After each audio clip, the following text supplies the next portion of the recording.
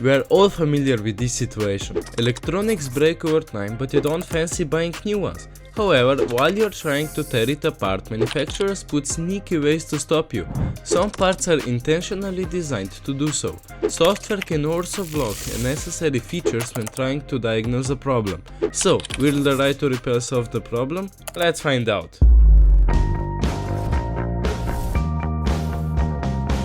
I want to start by explaining what right to repair means. To simplify, it's a legal right for owners and unauthorized services to freely modify and repair products such as automobiles, electronics, and farm equipment.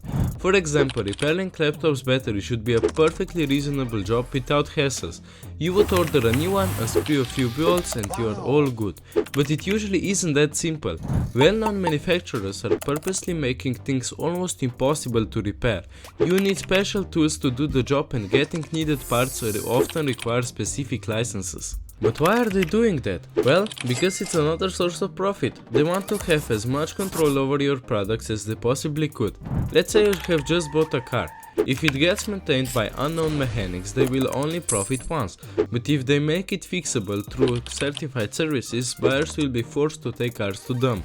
That lets them profit even after initial purchase, which can be an attempting business decision. Not only that is a problem for consumers, but for the environment itself. Lack of repairability makes devices more expensive in the long run. That leaves you with only two options. You can either take your gadget to a licensed repair shop, which could cost you as much as a new device, or you just simply give up and purchase a new one. Many people fall into companies' greed and go for that option.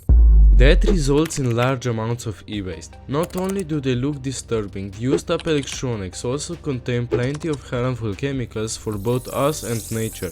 That waste is usually transported to developing countries where it gets recycled by acid leaching and burning. Main motivation is of course search for expensive materials such as gold, silver, copper and other. But those techniques are bad for workers' health. Exposure to larger amount of chemicals will most likely lead to sickness. And if it doesn't get transported, it will just end up on landfill.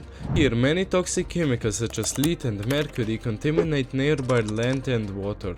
Not only is that destruction for our environment, it's also waste of otherwise precious materials. So, what are the benefits of right to repair? Well, the answer is quite simple. You as a consumer will save a lot of money because maintaining will get far more affordable. Repairing the device yourself also gives you the freedom of upgradability. Doing that will satisfy your needs for years to come. But companies argue that repairing it yourself can be dangerous. People who aren't skilled or careful enough could get injured. Hardware consists of many unfamiliar parts, some of them sharp and flammable. Another argument is that messing up the process can make the situation worse. Simple solution would be to educate yourself on potential dangers and to wear a protective equipment. If you are trying to repair a device but don't know how to do it or simply want quality parts or tools, you can check out ifixit.com. They haven't sponsored this video, we just believe that it's a great site to help you perform tasks like this. To conclude, we strongly support the right to repair movement. That gives you the opportunity to purchase otherwise broken devices and repair them yourself. Not only will you learn a lot about the device itself, doing so will also save you lots of money. Watch the left video for the problems of meat and the right one for the benefits of buses. Thank you guys so much for watching, and remember that even small actions can have a big impact.